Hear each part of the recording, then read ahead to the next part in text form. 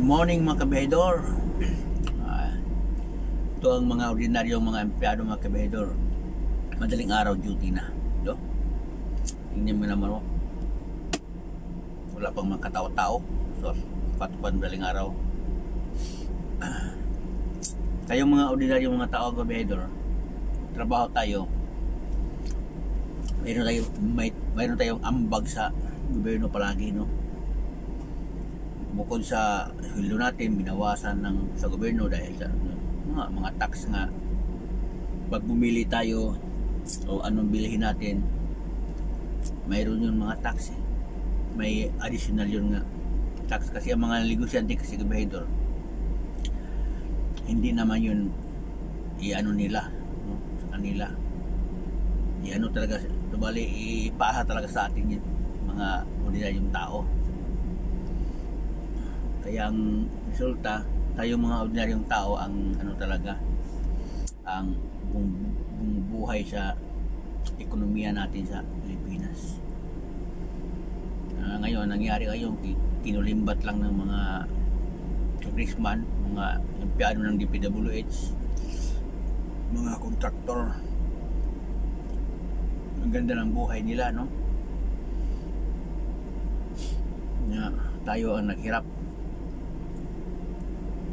Ang masabi ko lang mga kabehedor, mayroon din tayong pagkakamali kasi tuwing eleksyon kasi binoboto natin yung mga tao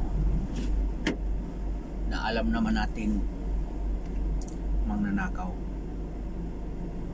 dahil lang sa bayad, no? Tuwing eleksyon, alam ko yan, tuwing eleksyon daming sa amin nga daming naglilista.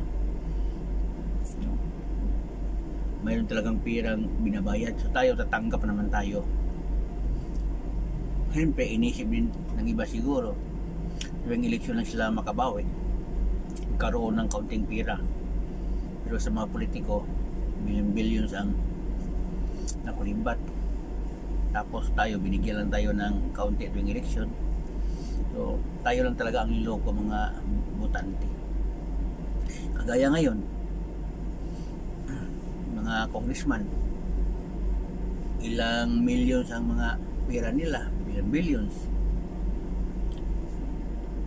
Wala silang kahirap-hirap, tayo naghirap tayo. So panahon na siguro nga dapat lumaban tayo. Kung anong ginawa yung sa ibang bansa, yan din gawin natin. Huwag tayong magpalokos mga politiko. Kung kaya ng ibang bansa nga lusubin yung mga bahay ng politiko, mga government offices, bakit di natin kaya, no?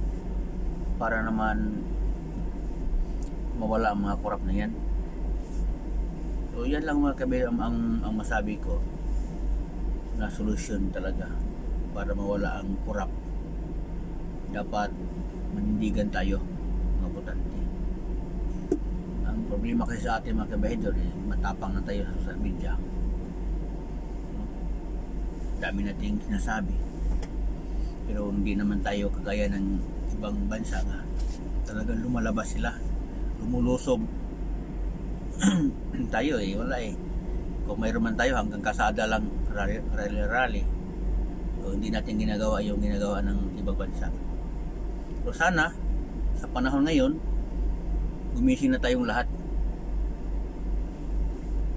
Kung kaya ng ibang bansa nga lusubin yung kanilang mga opisyalis, ipakita rin natin, kaya rin natin, no? Para yung mga buaya na yan mawala na. Yan lang kabehedor, komento ko lang ito. Sana wala na kurap para hindi tayo masyadong mahirapan.